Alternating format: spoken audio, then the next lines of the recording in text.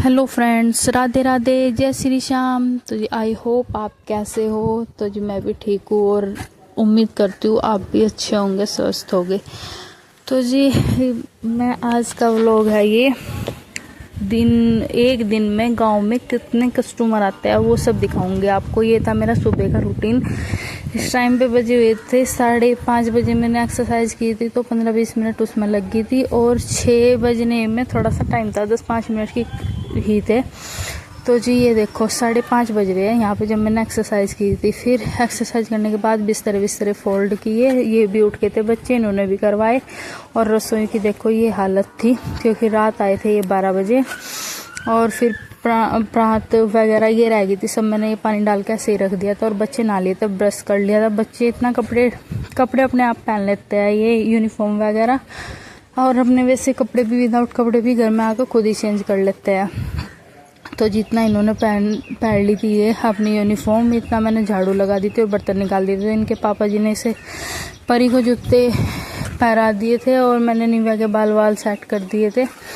और पापा जी भी दर्द हो रहा था पापा जी को चाय मांग रहे थे। तो जी मैंने ना बच्चों को भी और पापा जी को चाय दे दी थी। और बर्तन 2-4 जो और रह गए थे चाय के बच्चों के, तो ये भी साफ कर दिए। और फिर उसके बाद मैंने लगाया पोछा और टाइम 7:30 हो गए क्योंकि 7:30 बजे बच्चे चले जाते हैं। और बस बच्चों के तुरंत बाद ही मैंने पोछा लगा दिया था और 8 बजे मैं नहा ली थी। फिर 8 बजे के बाद में जो कस्टमर आए थे वो ये थे जिन्होंने वीडियो बनाने के लिए अपनी मना कर दी। तो बस मैंने छोटी सी क्लिप ली थी मुँह इनका कवर करवा कर, और फिर मैंने नहा करके फिर आ गई थी मैं। तो फिर मैंने खाना बनाने लग रही थी। तो फिर ये आ गए थे कस्टमर 11:30 बजे। इन्होंने क्रॉकरी का सामान लिया था और सूट लिए थे।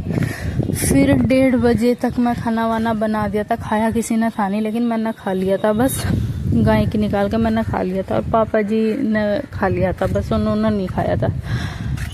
और बच्चे आ गए थे क्योंकि 12:30 बजे बच्चे आ जाते हैं और 1:30 बजे का टाइम हो रहा था ये यहाँ पर।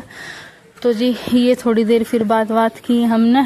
तो ये बज गए थे 2 और 2 बजे के बाद में फिर मैंने ये थ्रेडिंग अपर लिप्स जो भी इन्होंने कराया कुछ सामान लिया था।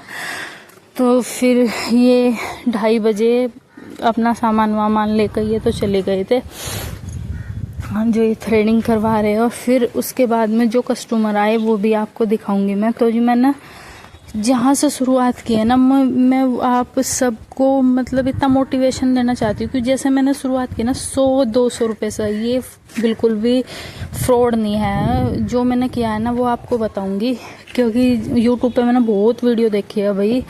और उनमें सब में क्या है कि 0 बजट से लो बजट को भी 0 बजट से। 0 बजट क्या होता है जी? 0 बजट होता है जिसमें हमारा कुछ नहीं लगता है, लेकिन 0 बजट में भी तुम्हें 5,000 की कुर्सी लेनी है, तुम्हें 20,000 रुपये का ये सामान लाना है, 20,000 की ये फिटिंग करानी है, 1,000 रुपये रेंट है।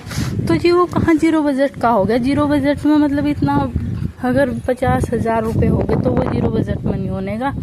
फिर तो 50,000 में ही लिखना चाहिए टाइटल वगैरह भी, और ये लिखते हैं कि 0 बजट में। तो जी ये बिल्कुल बात मुझे बिल्कुल अच्छी नहीं लगती है। मैंने जैसे शुरुआत की है ना 100-200 से शुरुआत की है, तो 100-200 से ही मैं बताऊंगी आपको कि मैंने कैसे शुरुआत की है। तो जी फिर नेक्स्ट ये कस्टमर आए थे, टाइम हो गया था 4:30 बजे का, 4:30-5 का लगभग। देखो थोड़ा दिन ऐसा हो रहा मतलब कि दिन से छिपने को, दिन तो नहीं छिपा था लेकिन बादल से बने हुए हैं तो उनमें ऐसा लगा कि दिन से छिप गया है।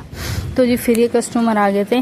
तो जी इन्होंने ये suit readymade frock Naira cut ये देखे थे और ये था इनका साइज छोटा। फिर उसके बाद में ये कस्टमर आए खड़े थे, तो जी वे गए ही थे और ये कस्टमर आ गए थे। तो फिर ये जो लड़की है इसे मैंने सामान दिया था और फिर यहाँ शाम का टाइम हो जाता है खाने का। तो जी मेरी दिनचर्या कुछ इस तरीके से होती है और बताना आपको कि मेरा व्लॉग कैसा लगा, और जो भी इसमें गलती लगी हो उसके लिए क्षमा चाहती हूँ। और फ्रेंड जैसा व्लॉग लगाओ तो प्लीज़ कमेंट बॉक्स में ज़रूर कमेंट में बताएं आपको। तो जी ऐसा होता है मेरा रूटीन घर के कामों का और पार्लर के कामों को। ये देखो मैं कैसे मैनेज करती हूँ। वहाँ पे वो परी उसे लियो बैठी है मोक्ष को, तो जी वो रुक नहीं रहा था। तो जी फुप्पा जी और फिर पापा जी उसके साथ में बात कर रहे हैं और बोल रहे हैं कि ये रो रहा है। मैंने कहा अभी आ ली बस 5 मिनट सामान दे करके। तो जी मॉक्स को भी रखना होता है और घर के काम भी मैनेज करने पड़ते हैं और पार्लर का भी। तो जी ये देखो कितना रो रहा है, और इसलिए लिए भी कभी कभी सामान भी देना पड़ता है और घर के काम भी एडजस्ट करने पड़ते हैं।